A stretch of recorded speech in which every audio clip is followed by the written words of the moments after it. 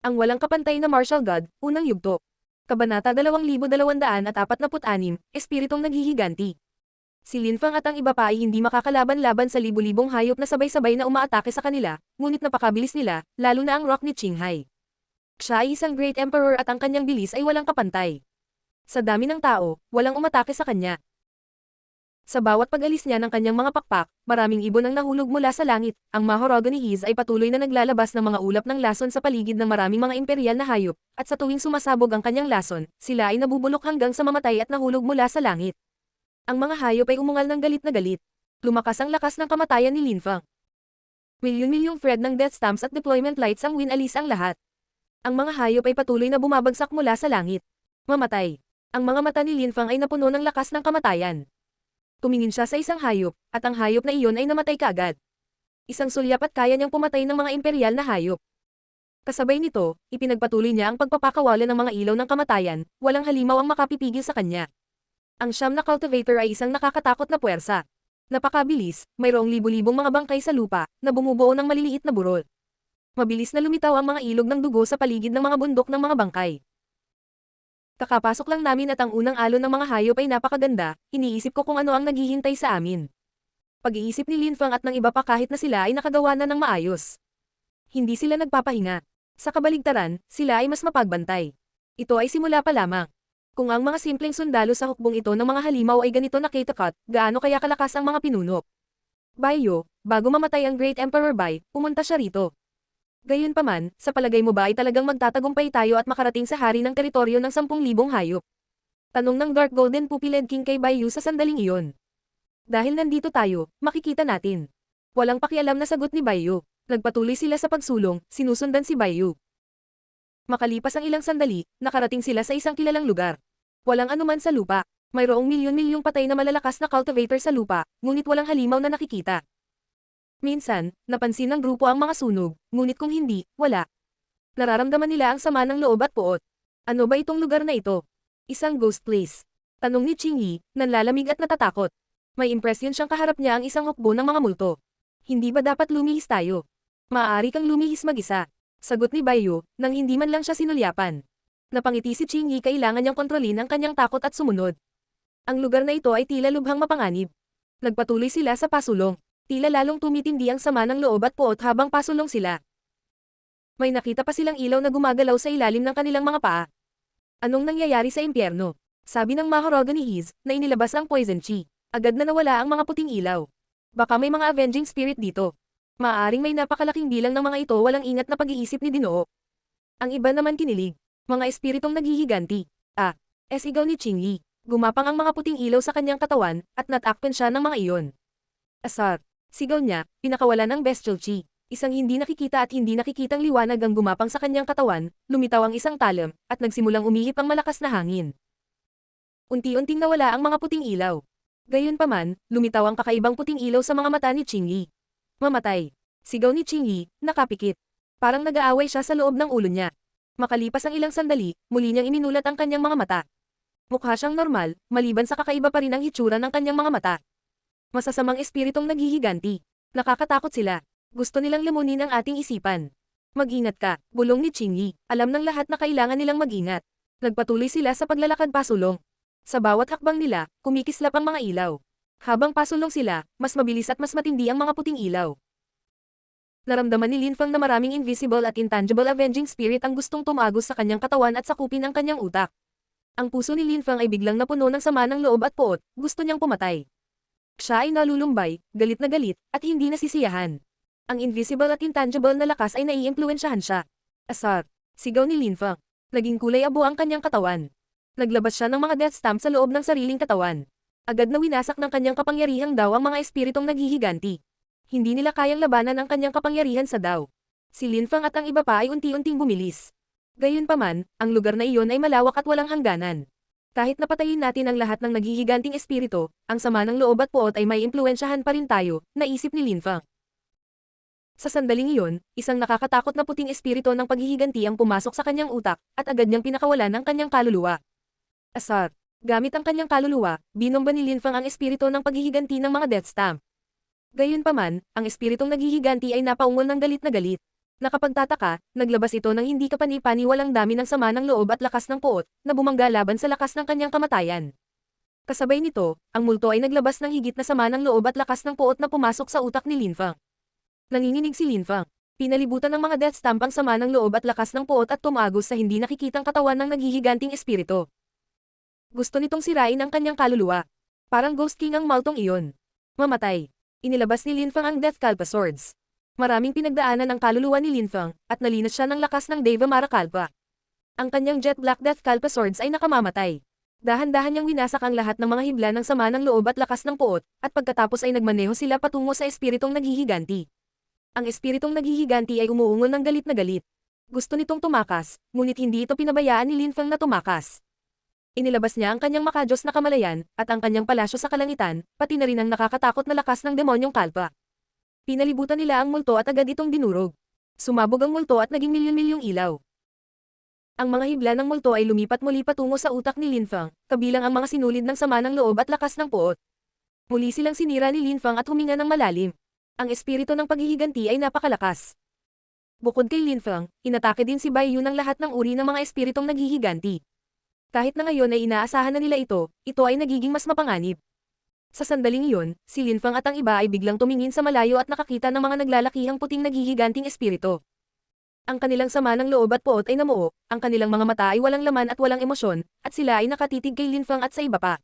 Ang mga naglalakihang espiritong naghihiganti ay hindi lamang may mga hugis ng tao, ang ilan sa kanila ay may mga hugis hayop din. Kumislap ang mga puting ilaw sa kanilang mga mata. Sila ay tumingin lubhang mapanganib. Ang daming naghihiganting espiritu. Daan-daan sila. Sabi ni Lin Fang, na nagpakawala ng lakas ng Deva Marakalpa. Napansin niya na ang mga espiritong naghihiganti ay hindi gusto ang ganoong uri ng lakas. Katulad natin sila sa simula, kumbaga. At pagkatapos ay sinakop ng mga espiritong naghihiganti ang kanilang mga utak at sila ay naging mga multo. Kung nagawa nilang sakupin ang utak natin, magiging multo din tayo. Sabi ni Bai Yu, naninigas ang mga mukha ng lahat, at lahat sila ay same time na naglabas ng mga kahangahangang enerhiya. Nakakapanabak. Malamig na sabi ng Dark Golden Pupiled King. Siya ay naging isang puyo ng tubig, isang malakas na hangin ay namuo at naging isang bagyo. Lumipat siya patungo sa isang napakalaking espiritong naghihiganti sa kanyang harapan at ang espiritong naghihiganti ay agad na nawala. Gaano kalakas, ang Dark Golden Pupiled King ay talagang likas na matalino, tiyak na isa iyon sa kanyang likas na kapangyarihan. Naisip ni Lin Fang. Ang talento ay inukit sa genetic code ni Lin Fang, marahil ito ay pareho para sa Dark Golden Pupiled King. Sumakay din si Dinoo, ikanaway niya ang kanyang mga kamay at napuno ng mga espada ang hangin. Naging sinag ng mga ilaw ang mga ito, at sunod-sunod niyang winasak ang mga espiritong naghihiganti. Siya ay tumingin lubhang kalmado at matahimik sa buong proseso. Gayunpaman, ang kanyang lakas ay sumasabog. Nakatingin si Qing Yi sa 5 cultivator sa harap niya. Talk ni Qing Hai, Mahorodo ni His, Dark Golden Pupiled King, Flood Dragon ni Zishu, Dinyo's Sword, lahat sila ay nakakatakot. Malaki ang pagkakaiba nila sa kanya. Isang espiritong naghihiganti si Qing Yi. Kahit na isa rin siyang Great Emperor, madaling mapatay ng 5 iba pa ang mga espiritong naghihiganti, ngunit hindi niya magawa. Ngunit dahil 9 na tao sila, nagawa pa rin nilang sirain ang lahat ng espiritu at magpatuloy. Nakapatay sila ng daan-daan at daan-daang espiritong naghihiganti, walang makakapidyo sa kanila. Papalapit sila ng papalapit sa gitnang lugar ng hari ng 10,000 Beasts Territory. Ang walang kapantay na Martial God, unang yugto. Kabanata 2247, pagkawala ng malakas na cultivator. Sa wakas, nakita ng 9 na tao ang isang sinaunang pinto. Gayunpaman, sa pagitan nila at ng pinto, ang lahat ay kulay pula. Mula sa pamumula na iyon, lumitaw ang isang nakakatakot na chi na nagpagulo sa kanilang mga buhok. Kung tatawid tayo sa lugar na iyon, mararating natin ang totoong bahagi ng hari ng 10,000 Beasts Territory. Sabi ni Bai Yu, sumimangot si Lin Fang at ang iba pa. Sa wakas, ang maalamat na lupain, ang hari ng 10,000 Beasts Territory. Ano ang naroon? Narinig nila na maraming nakakatakot na sinaunang hayop ang nagtipon doon. Tila, ito ay isang langit para sa mga hayop. Maraming mga alamat tungkol sa lugar. Sa sandaling iyon, mukhang masigasig si Lin Fang at ang iba pa. Napakaraming halimaw ang kanilang napatay para makarating dito. Ano ang lugar na ito? Bulong ni Qing Yi, nakatingin sa malayo. Walang nakapagtataka sa kanila sa ngayon, ngunit nanatili silang mapagbantay. Subukan natin at makikita natin. Sabi ng rock ni Qing Hai, na sumulong. Ikinumpas niya ang kanyang mga pakpak at naging isang sinag ng liwanag. Pagpasok niya sa pamumula, parang lumipad siya sa gumagalaw na buhangin, mas mabagal ang paglipad niya. Halos hindi niya may pakpak ang kanyang mga pakpak. Kumunat ang noo niya. Si Lin Fang at ang iba ay mukhang nag-aalala. Ano ang lugar na ito? Ulit ni His Mahoroga. Ang pamumula ng hangin ay naging isang hindi nakikita at hindi nakikitang lakas na patuloy na umaatake sa rock ni Qinghai. Ngunit ang ganoong uri ng lakas ay tila hindi dulot ng isang tao, ito ay likas sa lugar na ito. Pagkondensasyon ng layunin ng sinaunang patay na hayop. Ang kanilang daw at layunin ay narito. Sabi ng rock ni Qinghai. Biglang umugang ang hangin. Bigla siyang napalibutan ng mga cyan lights, at nakilos para sirain agad ang mga ito. Napakabilis ng rock ni Qinghai. Hindi talaga siya mapipigilan ng ganoong lakas. Nagsimula ring lumipad sa unahan ang Flood Dragon ni Zishu. Nagsimulang dumagundong at nanginginig ang hangin. Nang mapasok niya ang lakas na iyon, bigla na lang siyang bumagal din. Sumigaw siya ng malakas at humampal sa abot ng kanyang makakaya. Nagawa pa niyang gumalaw ng mas mabilis kaysa sa rock ni Qinghai. Nako, umaasa siya sa lakas. Isang uri ng lakas ang nagpapabagal sa rock ni Qinghai at sa Flood Dragon ni Zishu. Dahil malakas talaga ang Flood Dragon ni Zishu, may advantage siya rito. Si Bai Yu at ang iba ay pumasok din sa pulang lugar, kasama si Lin Feng. Matapos makapasok sa lugar, naramdaman ni Lin Feng ang isang nakakatakot na lakas na pumapalibot sa kanya. Napakabigat nito, at nagpang-inag sa kanyang kaluluwa. Ang mga iniisip ng Great Imperial Beasts ay tumagos sa kanyang katawan, at ang kanyang katawan ay biglang nakaramdam ng manhid. May impresyon siyang nasa balikat niya ang buong mundo. Hindi nakakagulat, ito ay binubuo ng lakas at layunin ng Dao. Si Lin Feng ay tumalon sa unahan, napapaligiran ng mga ilaw ng demonyo, ang kanyang mga mata ay itim. Walang makakasira sa kanyang katawan. Isang pulang sinag ng liwanag ang bumaril sa kanya, umaatake sa kanyang kaluluwa. Asar. Galit na sigaw ni Lin Feng. Inilabas niya ang mga espadang kalpa ng kamatayan, na sumalakay sa sinag at sinira ito. Gayunpaman, hindi siya nagpapahinga. Ang mga pulang enerhiya na ito ay manganib. Ang siyam na cultivator ay sumulong ng may hindi matitinag na kalooban. Mahirap, ngunit walang kumikibo. Ano ang lugar na ito? Bakit may mga nakakatakot na enerhiya dito? Galing ba talaga sila sa mga patay na hayop? Tanong ni Lin Feng, ngunit saglit lang bago siya muling tumutok sa landas. Si Dinyo's sword ang unang nakalapit sa pinto. Pagdating niya sa harapan nito ay agad niya itong tinawid at nawala. Galit na umuungal ang Flood Dragon ni Zishu, nanginginig ang lupa at langit sa paligid niya. Sinira niya ang lahat ng enerhiya sa kanyang daan at narating ang sinaunang pinto. Pagkatapos noon, dumating din ang Dark Golden Pupiled King, Rock ni Qinghai, Mahorodo ni Hiz, Bai Yu, Lin Feng at ang iba pa, walang nakapidyo sa kanila. Nang tumawid si Lin Feng sa pinto, lumitaw siya sa isang plataporma. Hindi siya nag-iisa, nandoon din si Bai Yu at ang iba pa. Hindi nakaimik si Lin Feng, dahil may mga tao sa lahat ng dako. Tumingin sila kay Lin Feng at sa iba pa, at tila natuwa. May naramdaman si Lin Feng. Sinundan niya ang tingin ng mga tao at nakita niya ang isang kurtina ng liwanag. Dito, lumitaw sina Qingyi, Bai Yu at ang kanyang kasambahay.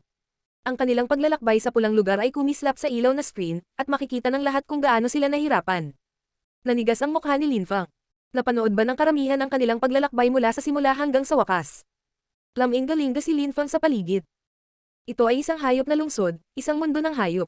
May mga gusali ng hayop sa lahat ng dako. Ang mga gusali ay may lahat ng uri ng mga hugis. Ang ilan sa kanila ay may hugis ng isang baka, libu-libong metro ang taas. Ang ilan ay may mga hugis ng unggoy, ang ilan ay mga dragon. May mga naglalakihang hayop sa himpapawid. Mga paniki, mga agila, malalaking bato, mga dragon na may mahabang itim na pakpak, lahat sila ay nakatingin sa kanilang direksyon. Ito ang tunay na hari ng 10,000 Beasts Territory. Isa itong Animal Heaven, naisip ni Feng. Bumibilis ang tibok ng puso niya. Si Rock ni Qinghai at ang iba pa ay natulala din sa pagtanggap na ito. Bata, nandito ka rin. Bulalas ng isang boses sa sandaling iyon. Nagulat si Rock ni Qinghai at tumalikod. May isang medyo may edad na lalaki doon, nakasuot ng kapa. Nang makita siya ng Rock ni Qinghai, nagulat siya at bumulong. Ikaw ay Uncle Ox. Talaga, malaki ka na ngayon. Ikaw ay naging lubhang malakas. Dapat proud sa iyo ang mga magulang mo, sabi ng medyo may edad na lalaki. May dalawang sungay siya sa ulo, at malumanay na nakangiti. Kilala na siya ng Rock ni Qinghai mula pa noong bata pa siya. Ang ama ni Qinghai na si Rock ay may magandang relasyon sa baka. Ngayon, nakilala siya ng Rock ni Qinghai sa hari ng 10,000 Beasts Territory. Uncle Ox, anong ginagawa mo dito? Sabi ng Rock ni Qinghai, na mukhang nalilito. Hindi lang ako.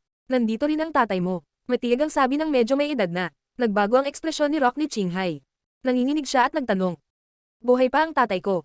Siyempre, akala mo ba patay na siya? Nandito siya, at higit pa rito, isa siyang opisyal dito. Mahinahong sabi ng medyo may edad na. Nanginginig ang Rock ni Qinghai. Dahil sa ganoong paraan, bakit hindi niya ako pinuntahan? Hindi naintindihan ni Rock ni Qinghai, nagbubuhan siya. Tumiti ang nasa katanghali ang gulang na lalaki at umiling. Narito ang hari ng 10,000 Beasts Territory. Ikaw na nakakalaso na vermin, dito tayo nagkita muli. Sabi ng iba. Sa pagkakataong ito, namangha ang Mahorogany Hiz, nakatitig sa isang figure. Nakakatakot ang itsura ng taong iyon. Nagkaroon siya ng pustules at nakakatakot ang itsura niya. Ikaw, nawala ka 200 taon na ang nakakaraan, at ngayon nandito ka na. Bulalas ng Mahorogany Hiz na nakatitig sa taong iyon. Bumibilis ang tibok ng puso niya. Ang tao ay napakalakas. Kahit na hindi siya masyadong talentado, siya ay isang napakalakas na mandirigma. Talaga, dumating ako dito 200 taon bago ka. Ikaw na matandang makamandag na vermin, napakabagal mo. Sabi nung nakakakilabot na nakangiti. Ikaw na matandang halimaw, isa kang Celestial Emperor. Kailan ka nakalusot sa layer ng TND? Tanong ng Mahorogany Hiz. Haha, mahigit 150 taon na ang nakalipas. Nakapagtataka, hindi ka nakalusot. Sagot ng taong iyon na tumawa ng malakas. Mukha siyang natuwa. Hinatak ng Mahorogany Hiz ang mahabang mukha. Mahigit 150 taon. Gaano kalakas? Ano ba talaga ang lugar na ito? Tanong ng Mahorogany Hiz. Naiinis siya. Ang halimaw na iyon ay dating kasing lakas niya noon, at ngayon ay nakalusot na siya 150 taon na ang nakararaan. Hari ng teritoryo ng 10,000 hayop. Magugustuhan mo dito. Nakangiting sabi ng taong iyon. Tumibok ang puso ni Mahorogany Hiz. Si Baiyu at ang iba ay tumingin sa paligid. Noon, maraming hayop ang nawala sa 8 Great Imperial Animal Cities, pumunta ba sila dito? Ang Dark Golden Pupiled King sa karamihan. Sa labas ng mundo, maraming tao ang nakarinig tungkol sa mga cultivator na namatay, ngunit sa totoo lang, sila ay nakarating sa hari ng 10,000 Beasts teritoryo. Ngunit iyon ay mga alamat lamang. Ngayon, gayunpaman, naunawaan ng mga bagong dating na marami sa mga halimaw na iyon ay hindi pa talaga namatay. Ang walang kapantay na martial god, unang yugto. Kabanata 2248, hari ng 10,000 hayop na mundo. Si Qing Yi, Baiyu at ang kasambahay ni Baiyu ay namangha. Ito ay talagang isang mundo ng hayop, ito ay isang malayang mundo ng hayop. Dahil tayo ay nasa teritoryo ng hari ng 10,000 hayop, ang kanyang mundo, paano naman ang hari ng lungsod ng 10,000 hayop? Ito ba ay isang alamat? Meron ba? Tanong ng Dark Golden Pupiled King, na sumulyap sa karamihan. Ito ang mundong nilikha ng hari ng 10,000 hayop. Sagot ng isang tao. Pumunta ka sa hari ng teritoryo ng 10,000 hayop dahil gusto mong pumunta sa lungsod ng hari ng 10,000 hayop, tama ba? Pero matutulad ka lang sa karamihan ng mga halimaw na pumupunta rito. Paano natin malalaman kung hindi natin susubukan? Mahinahong sabi ni Baiyu. Siya ay dumating para sa hari ng lungsod ng 10,000 hayop. Ikaw ay inapo ng Great Emperor Bai, tama ba? Ilang sandali pa, iniwan niya ang lungsod ng hari ng 10,000 hayop. Sabi ng isang tao kay Baiyu. Ang Great Emperor Bai ay isang tunay na henyo, ngunit siya ay masyadong mausisa. Siya ay kumilos ng mapanganib. Ang hari ng 10,000 hayop ay isang mapanganib na nilalang. Ang Great Emperor Bai ay napahamak. Nanigas ang mukha ni Baiyu.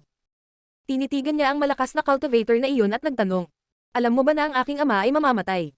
Ang taong iyon ay napapaligiran ng bestial chi. Imposibleng makita ang mukha niya. Pero sa labas, nakakatakot ang itsura niya. Siyempre, gustong makalusot ni Great Emperor Bai, imposible. Hindi ka makakatakas mula sa hari ng 10,000 hayop. Sa totoo lang, binigyang halaga ng hari ng 10,000 hayop ang Great Emperor Bai, ngunit nagpa siya ang Great Emperor Bai na kumilos ng mag-isa. He was doomed. Walang pakialam na sabi ng taong iyon. Matigas ang mukha ni Baiyu. Lalo siyang naging determinado na pumunta sa lungsod ng hari ng 10,000 hayop. Sa pagkakaalam ko, ang sinumang pumupunta sa hari ng teritoryo ng 10,000 hayop ay maaaring pumunta sa hari ng lungsod ng 10,000 hayop, tama ba? Pinindot ni Baiyu. Talaga, ngunit isang pagkakataon lamang. Walang malasakit na sabi ng taong iyon. Gusto naming pumunta sa lungsod ng King of 10,000 Beasts. Sabi ni Baiyu, na nakatitig sa lalaki. Sa tuwing may pumupunta rito, ito ay para pumunta sa King of the 10,000 Beasts City, you are no exception. Nakangiting sabi ng taong iyon. Kapag pumunta ka sa lungsod ng hari ng 10,000 hayop, matutuklasan mo kung gaano siya kalakas. Tito Ox, gusto kong makita ang aking ama. Sabi ng rock ni Qinghai sa sandaling iyon. Tumanggo ang baka at sinabing, natural, kaibigan mo ba sila? Pwede kayong magsabay. Tumingin si rock ni Qinghai sa iba. Kumislap ang mga mata ni Mahorogany Hiz at tumanggo siya. Maaari kang magkita sa hari ng 10,000 Beasts territory muna. Sumama ka sa akin. Kumislap ang figure ng baka.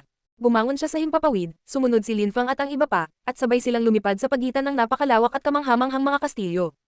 Ilang taon na ang hari ng 10,000 hayop? Tanong ni Linfang, na curious ngayon.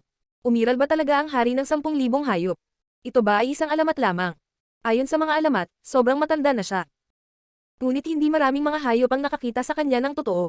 Narinig ko na ang mundong ito ay 10,000 taon na. Sa makatuwid, kung talagang umiiral ang hari ng 10,000 hayop, tiyak na napakatanda na niya, marahil daan-daang libong taong gulang na. Sagot ni Baiyu, huminga ng malalim si Linfang. Daan-daang libong taon. Gaano kahanga-hanga. Siyempre umiiral ang hari ng 10,000 hayop. At saka, mauunawaan mo rin na hindi lang siya ang hari dito, siya ang hari ng lahat ng mga hayop sa mundo. Sabi ng baka na may pagkamangha at paggalang. Ang hari ng 10,000 hayop ay isang uri ng pinakamataas na Diyos sa kanyang puso. Lumipad sila sa itaas ng maraming kastilyo bago dumating sa harap ng isang napakalaking kastilyo na may anyo ng isang mahusay na rock. Ang malaking bato ay mas malaki kaysa sa maraming iba pang mga gusali. Napakalaki ng mga nililok na pakpak nito. Ito ay tila isang malaking bato na natutunaw at naging isang tunay na kastilyo. Lumapag ang baka kasama ang maliit na grupo at pumasok sa kastilyo. Maraming mga hayop sa loob, at maraming yugto ng labanan. May isang hukbo ng mga hayop na nakasuot din ng baluti, lahat sila ay mahusay na mga rock. Ang kanilang mga mata ay mukhang matalas na gaya ng mga mata ng agila. Kahit na sa kanilang mga hugis tao, mayroon silang napakalaking pakpak sa kanilang mga likod. Mayroon din silang mga tuka na naglalaman ng matalim na chi. Ang kanilang mga tuka at pakpak ay katulad ng sarok at chingi ni Qinghai. Napakalakas ng hukbo, tahimik na naisip ni Lin Feng. Ang hukbo ng mga Great Rock ay kakilakilabot. Ang mga ordinaryong Great Rock ay pawang mga emperor sa tuktok ng Huangqi layer. Ang mga opisyal ay pawang mga Great Emperor. Naramdaman ni Lin Feng ang isang chi na katulad ng chi ng rock ni Qinghai na lumalabas mula sa kanila. Ang hari ng 10,000 hayop ay nagtipon ng maraming bayani. Lahat sila ay hindi kapani-paniwala, matigas ang ulo, at masuwayan. Sa makatuwid, kailangan nilang magkaroon ng isang malakas na hukbo upang mapanatili ang mga malalakas na hayop sa ilalim ng kontrol. Sila ang namamahala sa pagtiyak na nilalapat ang mga panuntunan, gaano ka man kalakas. Kahit maraming halimaw ang pumupunta rito, lahat sila ay kailangang igalang ang mga patakaran. Sa iyong kakayahan sa pakikipaglaban, lahat kayo ay maaaring maging maliliit na pinuno. Paliwanag ng baka. Naglakad siya papunta sa isang maliit na grupo. Ang tatay mo ang may pinakamataas na ranggo ng militar dito. Marami siyang dibisyon sa ilalim ng kanyang kontrol. Kapag ang 100 dibisyon ay magkasama, sila ay bumubuo ng isang hukbo. Namumuno sa kanila ang isang commander-in-chief. Si Lin Feng at ang iba ay humanga. Tinanong ni Lin Feng, gaano kalaki ang teritoryo ng hari ng 10,000 beasts? Si Bai Yu at ang iba ay mukhang excited, gusto din nilang malaman kung gaano ito kalaki. Ito ay umiral ng napakatagal na panahon. Sa simula, sila ay naiinip, ngunit pagkatapos ay parami ng parami ang mga halimaw na dumating at nagsimula silang lumawak. Ngayon, hindi na ito teritoryo, isa na itong mundo. Ang pangkat ng militar ay binubuo ng milyon-milyong hayop. Ang personal na hukbo ng hari ng 10,000 hayop ay binubuo ng mahigit 10,000 hayop, silang lahat ang pinakamalakas na bayani. Nanginginig si Lin Feng. Ang mundong ito ay umiral sa daan-daang libong taon at mayroon ng bilyon-bilyong hayop. Ang mga hayop ay nabuhay ng napakatagal, lalo na ang pinakamalakas. Mayroon pa bang ibang mundo? Tanong ni Bai Yu. Siyempre, wala kami sa labas ng mundo, lahat ay ganap na nakaayos dito. Dahil mababa ang dami ng namamatay, lumalakas ang mga hukbo, at ang hari ng 10,000 hayop ay lumikha ng mga panuntunan. Kapag ang mga tao ay may mga anak, dapat silang pumunta sa ibang mga mundo, hindi sila maaaring makipag-ugnay sa kanilang mga magulang. Kahit na ang mga opisyal ay hindi maaaring lumabag sa mga patakaran. Kapag sila ay sapat na, maaari silang bumalik at magkita muli sa kanilang mga magulang. Siyempre, dapat gusto nilang bumalik. Minsan, nasisiyahan sila sa mga mundong kanilang ginagalawan. Ano ang gustong gawin ng hari ng 10,000 hayop? Tanong ni Lin Feng. Isang perpektong organisasyon, isang mundo na binubuo ng mga bayani, maraming malalakas na cultivator, maraming mundo, napakatandang lugar. Gusto ba ng hari ng 10,000 hayop na lumikha ng mundo na kasing laki ng kontinente ng Siyam na ulap? Ang ganoong uri ng organisasyon ay nagpaalala kay Lin Feng ng impyerno, mga patakaran, mga opisyal. Naging kasing lawak ba ng impyerno ang mundo ng hari ng 10,000 hayop? Ilang mundo ang mayroon? Tanong ng rock ni Qinghai. Makikita mo, magiging miyembro ka rin ng mundong ito. Nandito na tayo, sabi ng baka sa sandaling iyon. Nakarating sila sa harap ng isang Golden Great Rock building. Ito ay kahanga-hanga. Ang hari ba ng mga Great Rocks ay nakatira doon? Official Rock. Sabi ng baka sa sandaling iyon, kinikilala siya ng hukbo ng mga Great Rock at pinadaan siya. Brother Ox, sagot ng isang boses. Isang malakas na hangin ang nagsimulang umihip. Isang marangal at maringal na lalaking nasa katanghaliang gulang ang bumungad sa kanila. Kamukhang-kamukha niya ang rock ni Qinghai. Gayunpaman, ang kanyang chi ay mas matalas. Nang makita niya ang rock ni Qinghai, mas naging matalas ang kanyang mga mata. Ama, sabi ng rock ni Qinghai nang makita niya ang taong iyon. Magandang bata. Hindi nakakagulat na ikaw ang aking anak. Nandito ka rin. Sabi ng medyo may edad na tumawa ng malakas. Nanginginig ang lahat ng magagaling na rock sa lugar, napakalakas ng boses niya. At nandito ang anak niya. Hindi ka panipaniwala. Tatay, akala ko patay ka na, pero sa totoo lang nandito ka. Hindi mo sinabi sa akin, bakit? Tanong ng rock ni Qinghai. Hindi ko na kailangang sabihin sa iyo. Malakas ka noon. Hindi ko kailangan na protektahan ka. Malakas at matigas na sabi ng officer. Ang walang kapantay na martial god, unang yugto. Kabanata 2249, parang pangarap na buhay. Natigilan si Rock ni Qinghai at tumanggo lang. Paano nanay? Nasaan siya? Patay na siya. She died in war. Mahinahong sabi ng opisyal, na parang ordinaryong bagay ang pinag-uusapan. Nagsimulang tumibok ang puso ni Rock ni Qinghai. Patay. Huwag mo nang isipin. Patay na siya. No need to miss her. Magsumikap at maging mas malakas. Sa ganoong paraan, magiging opisyal katulad ko. Ipaghihiganti mo ang iyong ina. Malamig na sabi ng opisyal sa Rock ni Qinghai. Sino ang pumatay sa kanya? Tanong ng Rock ni Qinghai. Sasabihin ko sa iyo pagdating ng tamang panahon. Matigas na sabi ng opisyal. Nagtanong ang Rock ni Qinghai. Pupunta ako sa lungsod ng King of the 10,000 Beasts, kumusta doon? Dahil pumunta ka rito, pupunta ka sa lungsod ng hari ng 10,000 hayop, malinaw naman. Ihahatid na kita doon. Sabi ng opisyal. Binuksan niya ang naglalakihang pakpak. Naramdaman ng mga tao ang isang nakakatakot na hangin na nagdadala sa kanila. Ilang sandali pa ay nakarating na sila sa harap ng isang pinto. Iyan ay isang teleportation portal. Maaari ka nitong dalhin sa mga pintuan ng lungsod ng hari ng 10,000 hayop. Magkakaroon ng ilang gate. Sabi ng opisyal. Tumanggo si Linfang at ang iba pa, at pumasok sa pinto. Tumitaw sila sa ibang mundo, na may 7 pinto sa harapan nila. 7 pinto. Baiyo, iyon ba ang dahilan kung bakit mo gustong pumunta ng 7 tao? Tanong ni Qingyi kay Baiyo. Nalaman ko lang na nakaharap ang tatay ko sa 7 pinto. Iimbestigahan ko ang pagkamatay niya. Kaya naman, paglabas natin, ibabahagi natin ang ating natuklasan, di ba? Tinanong ni Baiyo si Linfang at ang iba pa. Pag-uusapan natin iyan paglabas natin. Sabi ng Mahorogan ni Hiz. Kumikislap ang kanyang mga mata. Nahijitan siya ng dati niyang kaibigan 150 taon na ang nakalilipas. Gusto niyang makita kung ano ang mayroon sa lungsod ng King of the 10,000 Beasts. Kumislap ang kanyang anyo, at pumasok siya sa isang pinto. Pasok muna tayo. Sabi ng Rock ni Qinghai. Kumislap din ang kanyang figure, umili ng isa pang pinto. Ang Dark Golden Pupiled King ay pumili din ng isa pang pinto. Mayroong 7 pinto, ang plano ni Baiyu ay isang tao sa isang pinto. Kung may nangyaring insidente, papasok sana siya kasama ang kanyang kasambahay, ngunit ligtas at maayos silang siyam, kaya kailangan nila ng solusyon. Lumapit si Linfang sa isa sa mga pinto. Laking gulat niya nang may lumitaw na puyo ng tubig at pinalibutan siya. Hindi. Huminto si Linfang, ang kanyang kaluluwa ay hinihigop. Ang kanyang kaluluwa ay tila naglalakbay sa kalawakan at oras. Ang kaluluwa ni Linfang ay nasa labas ng kanyang katawan. Gayunpaman, napagtanto niya na ang pakikibaka ay walang silbi. Pakiramdam niya ay maliit at walang kapangyarihan. Isang solesa na landas. Kontinente ng siyam na ulap, lumikha ka ng mundo, landas ng hari. Sabi ng boses sa isip ni Linfang. Nanginginig siya nang may sumulpat na matanda sa harapan niya. Siya ay may suot na damit ng hari, at may kilos ng isang transcendent na nilalang. Siya ay tumingin hindi pangkaraniwang, tulad ng isang walang katulad na cultivator. Sino ka? Sigaw ni Linfang. Gayunpaman, halos hindi marinig ang kanyang boses. Patuloy na nanginginig si Linfang. Bigla niyang napagtanto na siya ay nasa katawan ng isang bata, at nagsasalita na parang bata. Gayunpaman, ang kanyang kaluluwa ay nagsasarili. Hindi siya kasama sa katawan ng bata, nakastak lang siya dito. At kanina pa, nagsalita ang bata. Sino sila? Ano ang mali sa lungsod ng hari ng 10,000 hayop? Hindi maintindihan ni Linfang kung ano ang nangyayari. Tumanggo ang lalaking nasa harapan niya at hinaplos ang ulo niya. Tumiti siya at sinabi, Munting tiyan, pupunta ka sa kontinente ng siyam na ulap at magiging hari. Iyan ang mga turo ng iyong guro. Ingatan mo sila. Sabi ng isang boses. Inosenteng ngumiti ang bata. Pagkatapos, niyakap niya ang nasa katanghaliang gulang na lalaki at tinuruan ang bata tungkol sa paglilinang. May impresyon si Linfang na personal siyang nasa eksena. Mabilis na lumipas ang oras ng impresyon ni Linfang. Siya ay lumalaki. Naglakbay siya sa kontinente. Nagkaroon siya ng galit na mga labanan. Ang munting tiyan ay pumatay ng milyon-milyong malalakas na cultivator, at bigla na lang, hindi na siya nagmukhang bata, para siyang isang taong dumaan sa maraming hirap sa buhay. Phew! Lumakad si Little Tian sa malayo. Nagsanay siya ng paglilinang. Nakita niya ang kanyang guro. Mukha siyang mature at cold. Nang makita niya ang kanyang guro ay bigla na naman siyang nagmukhang bata.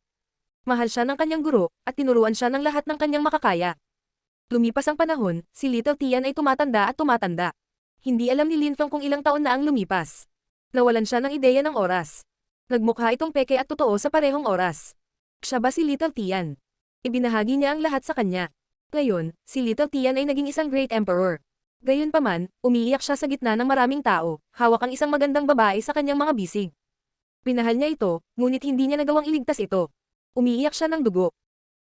Sa wakas, inilagay niya ang babae sa tuktok ng isang bundok at tumingin sa karamihan ng tao ng malupit. Sinimulan niyang patayin ang mga ito. Isang ilog ng dugo ang nagsimulang umagos pababa sa bundok. Mula sa sandaling iyon, nagsimula siyang kumilos ng malamig, kahit nasa harap ng mga pinakamagandang babae sa mundo mula sa sakit sa kanyang puso. Gayunpaman, anuman ang mangyari, sa kanyang pag-uwi, lagi siyang masaya, at laging napuno ng init ang kanyang puso, tulad ni Linfang nang bumalik siya sa Yangzhou City. Lumaki si Little Tian, lumakas at lumakas. Siya ay nahaharap sa maraming mga paghihirap at nagkaroon ng nakakabaliw na mga labanan. Sa tuwing nakakaramdam ng kaba si Linfang, parang nabuhay siya sa buhay ni Little Tian sa totoong oras. Ngunit kasabay nito, naunawaan niya na upang maging isang walang katulad na cultivator, kailangan niyang pagdaanan ng mga ganoong bagay, maging mabuti man o masama ang isang tao. Isang araw, bumuo si Little Tian ng sarili niyang mundo. Maraming tao ang gumagalang sa kanya. Medyo matanda na siya. Ang kanyang mga mata ay puno ng mga bituin ng karunungan. Sa ibang pagkakataon, sa wakas ay ikinasal si Little Tian. Hindi niya nakalimutan ang kanyang unang pag-ibig, ngunit mahal din niya ang kanyang bagong asawa. Siya ay naging isang Saint Emperor. Nagkaroon siya ng asawa at mga inapo. Lumipas ang panahon, at nagkaroon ng maraming apo si Little Tian. Siya ay matanda na, at nasa tuktok ng Shengdi Layer. Sa wakas, ginawa ni Little Tian ang lahat ng kanyang makakaya para makalusot, at ginawa niya. Mayroon siyang sariling mundo, at lumikha siya ng nakakatakot na spell. Sa araw na iyon, bumalik siya sa kanyang pamilya. Guro, mukhang matanda na ngayon ang nasa middle-aged na lalaki. Nagulat si Little Tian, naabutan niya ang kanyang guro. Matanda na ang kanyang guro. Munting Tian, bumalik ka na, sabi ng matandang nakaupo sa paanan ng bundok. Nakangiti siya. Lumapit si Little Tian sa kanya at lumuhad. Kahit gaano pa siya kalakas, igagalang niya ang kanyang guro. Matanda na ako ngayon, masaya akong makita kang napakalakas. Itinaas ni Little Tian ang kanyang ulo at ngumiti. Malalagpasan mo, guro. Gagawin ko ang lahat para matulungan ka. Ganoon ba, tutulungan mo ba ang iyong guro? Sabi ng matanda sabay iling. Gagawin ko ang aking makakaya. Sabi ni Little Tian. Isa na siyang walang katulad na cultivator, ngunit sa harap ng kanyang guro, palagi siyang bata. Sige, tulungan mo ako. Gusto kong makita kung ano ang pinagdaanan mo nitong mga taon. Sabi ng matanda, ngumiti ng malumanay. Sige.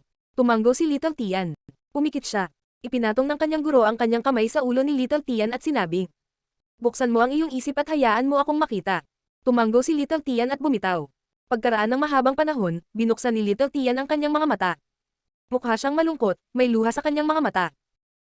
Hindi niya akalain na iiyak na naman siya pagkatapos ng nangyari, pero nagkamali siya. Guro, bakit? Sigaw ni Little Tian. Iyon ang unang beses na sumigaw siya sa harap ng kanyang guro. Maaari kong ibigay sa iyo ang anumang bagay, ngunit bakit? Hindi niya maintindihan kung bakit siya naghihirap ng husto. Sumakit ang kanyang puso. Labis niyang iginagalang ang kanyang guro. Nang siya ay desperado, naisip niya ang kanyang guro.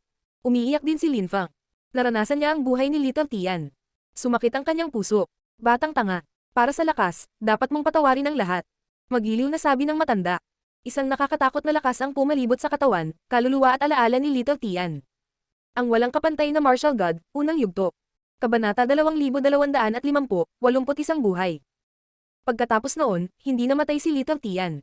Pinatay niya ang kanyang guro, nakita niya ang desperadong tingin ng kanyang guro, ngunit mukhang walang pakialam. Wala na siyang emosyon. Siya ay pinagtaksilan ng taong lubos niyang inagalang. Nagawa na niya ang lahat ng sinabi ng kanyang guro sa kanya. Nakipagsapalaran siya. Ipinakita niya sa kanya ang lahat ng kanyang alaala. Gayunpaman, inatake siya ng matanda, ito ay isang tunay na trahedya. Ang buhay ay malupit. Siya ay naging malamig at walang malasakit, walang pakialam. Ang pag-ibig ng kanyang guro ay naging isang ilusyon. Nakagawa siya ng pamamaraan ng Saint Emperor, at pagkatapos ay pinatay niya ang kanyang guro. Gayunpaman, hindi siya nasasabik, nalungkot lang siya, at nakaramdam ng nostalgia. Hindi iyon ang dahilan kung bakit napagpasyahan niyang sumubok, hindi ito ang dahilan kung bakit marami siyang pinagdaanan. Biglang kumalat ang ilusyon. Biglang nakaramdam ng kalmado si Linfang. Itinaas ni Little Tian ang kanyang ulo at tiningnan ang kaluluwa ni Linfang. Nanginginig ang puso ni Linfang. Alam ba ni Little Tian na umiral siya? Ano ang nangyari kanina? Ano ang tingin mo sa buhay ko? Tanong ni Little Tian sa kaluluwa ni Linfang. Parang walang pakialam siya. Tumibok ang puso ni Linfang. Wala siyang oras para kumalma. Nabuhay lang siya sa buong buhay ng iba. Nakakaganyak at nakakaantig. Buntong hininga ni Linfang. Naranasan niya ang buhay ni Little Tian mula sa simula hanggang sa wakas. Naranasan niya ang kanyang buhay bilang isang sanggol at tumanda kasama niya. Paano mananatiling stoic si Linfang? Sino ka? Tanong ni Linfang kay Little Tian. Nakarating ka sa aking teritoryo, at tinanong mo ako kung sino ako. Mahinahong tanong ni Little Tian. Huminga ng malalim si Linfang. Hindi siya nagkamali. Tama ang hula niya, si Little Tian ang hari ng 10,000 beasts. Gayunpaman, bakit hindi siya isang hayop? Kakaiba ka, bakit hindi isang hayop ang hari ng 10,000 hayop? Siguro magugulat ka kung makita mo kung ano ang nandoon sa likod ng mga pintong iyon. Mahinahong sabi ni Little Tian. Alam niya kung ano ang iniisip ni Lin Fang. Sino ang nagsabi na ang hari ng 10,000 hayop ay kailangang maging isang hayop? Tao ka, pero andito ka, di ba? Sabi ng hari ng 10,000 hayop, na sinasagot ang sarili niyang tanong. Ang lahat ay natural. Mahinahon niyang sinabi. Siyempre, noong hayop ang hari ng 10,000 hayop, siguro iba ang buhay niya sa mararanasan o mararamdaman mo, pero totoo rin. Ang buhay ay isang buhay. Ito ang buhay ng hari ng 10,000 hayop, sa anumang kaso. Ilang buhay ang mayroon ng hari ng 10,000 hayop? Tanong ni Lin Fang. Hindi niya naintindihan. Ang hari ng 10,000 hayop ay nabuhay ng maraming buhay. Mahinahong sabi ni Little Tian. Hindi na siya mukhang malungkot o walang pag-asa. May impresyon si Lin Fang na nag-hallucinate siya. Ilang sandali ang nakalipas, parang siya ang naging malungkot at walang pag-asa, hindi ang hari ng 10,000 hayop. Bakit mo nilikha ang hari ng lungsod ng 10,000 hayop? Bakit mo pinapapunta ang mga tao dito? Bakit mo pinaparanas ang mga tao sa naranasan mo? Tanong ni Lin Fang, sinusubukang kumalma. Gusto kong maunawaan ng mga tao kung ano ang itsura ng buhay ng isang malakas na cultivator. Nais kong maunawaan nila na kung minsan, ang sinusubukan mong magkaroon sa buhay ay maaari lamang maging isang ilusyon. Ang iyong mundo ay maaaring gumuho anumang oras. Gusto kong maunawaan nila kung ano ang buhay. Dahan-daang sabi ni Little Tian. Tulad mo, ang buhay na iyon ay nagkaroon ng hindi kapani-paniwalang epekto sa iyo. E ano ngayon? Mahinahong tanong ni Lin Fang. Kaya, mas magiging determinado ka sa hinaharap, at magiging mas malakas. Gumawa ka ng maraming mundo, na binubuo ng hari ng mundo ng 10,000 hayop, bakit? Tanong ni Lin Fang. Para maintindihan ko ang buhay ko. Hindi ba babasa, naiintindihan mo na kahit gaano kalakas ang isang tao, kabilang ang walang katulad na mga cultivator, maaari silang maanod at mabuhay ng walang layunin, o mag-drug palabas ng isang kawalang galang na pag-iral. Umiiyak din sila. Lahat ay may katulad na damdamin. Sagot ng hari ng 10 hayop. Dahan-dahan siyang lumingon at tumingin sa langit, pantay na nagpatuloy. Walang dapat mayabang. Ang lahat ay pareho kapag sila ay namatay. Ang lahat ay nagiging ordinaryo kapag sila ay namatay. Kapag naabot mo ang tuktok, ang iyong pag-iral ay maaaring maging walang kabuluhan. Tumingin si Lin Fang sa likod ng hari ng 10,000 hayop. Bumibilis ang tibok ng puso niya. Hindi nakakagulat na hinangaan siya ng mga hayop. Siya ay mapagpakumbaba, isang pambihirang nilalang, ngunit hindi siya mayabang. Ito ay ang kanyang paglilihi, ang kanyang pangunawa. Nalalapat ito sa lahat, tinanggap man nila ito o hindi. Matapos marinig ang gayong mga kwento, ginawa ng mga tao ang kanilang makakaya upang umunlad. Determinado sila, ngunit hindi nila masyadong siniseryoso ang kanilang mga sarili. Sino ang gusto mong isakripisyo? Ang Supreme Animal World. Ang Imperial Court ng kontinente ng Siyam na Ulap. Lahat ng dambana. Tanong ni Lin Fang. Nagulat ang hari ng 10,000 hayop, at kumislap ang malamig na ilaw sa kanyang mga mata. Tumingon siya at tumingin kay Lin Fang. Dahil marami kang buhay, si Little Tian ay isa na sa iyong buhay. Hindi ito ang iyong kasalukuyang katawan, ibig sabihin ay mas malakas ka na ngayon. Gusto mong kontrolin sila. Gusto mong kontrolin ang lahat. Casual na sabi Lin Fang. Ang hari ng 10,000 beasts ay nakatitig kay Lin Fang. Mukha siyang nagulat, pero ngumiti at sinabing, gusto kita. Bago ka, may isa pang lalaking nagustuhan ko. Great Emperor Bai. Sa kasamaang palad, gusto niyang kontrolin ang mga bagay ng labis. Ayaw niya akong tulungan. Pero kumbinsido ako na matutulungan mo ako. Kahit na nasa tuktok ka lang ng Huangqi Layer, maaari kong hayaan kang maranasan ang aking 81 buhay. Ginagarantiya ko sa iyo na sa loob ng 50 taon, magiging Saint Emperor ka kung mararanasan mo ang aking 81 buhay. 81 buhay, mayroon kang 81 buhay. Si Lin Fang ay namangha. Gaano kagaling. Ang bawat isa sa kanyang buhay ay maaaring tumagal ng daan-daang libong taon. Ang hari ng 10,000 hayop ay nanguna sa 81 buhay. Siya ay muling nagkatawang tao ng 81 beses. Ang kanyang pag-unawa sa paglilinang ay malamang na nakakatakot. Kung si Lin Fang ay nakaranas ng 81 buhay, malamang na mas mauunawaan niya ang paglilinang. Talaga, 81 buhay. Madali akong makabuo ng hukbo ng mga Great Emperor, sapat na ang ilang daang taon, hindi pa banggitin na matagal na akong nagtagal dito. Nakangiting sabi ng hari ng 10,000 hayop. Nakita ni Lin Fang na nakakatakot ang ganitong unang ngiti. Ang hari ng 10,000 hayop ay malamang na maraming alam. Nabalitaan ni Lin Fang na may ilang nakakatakot na cultivator sa kontinente ng Siyam na Ulap na nabuhay ng matagal ng hari ng 10,000 hayop. Pareho ba sila ng kapanahunan? Nais ba niyang malampasan ang mga taong iyon? Nagkumpit ba sila? Noong unang panahon, ang ilang mga dambana ay nawasak, ang iba ay nilikha, ang iba ay bumangon. Ganito ba sa mundo ng King of the 10,000 Beasts? Masyadong komplikado at misteryoso ang mundong ito, naisip ni Lin Fang. Napakaraming misteryo sa mundo. Medyo nakita pa lang ni Little Tian ang kontinente, iba na ang buhay niya. Ibang landas ang pinili niya. Sige, hahayaan ko muna kayong makaranas ng 7 buhay. Marami kang maiintindihan. Kung gusto mong mag-assimilate, pagkatapos ay matuto ng dahan-dahan. Walang pagmamadali. Matiyag ang sabi ng hari ng 10,000 hayop. Naramdaman ni Lin Fang ang panginginig ng kanyang kaluluwa. Kinokontrol muli ng hari ng 10,000 hayop ang kanyang kaluluwa.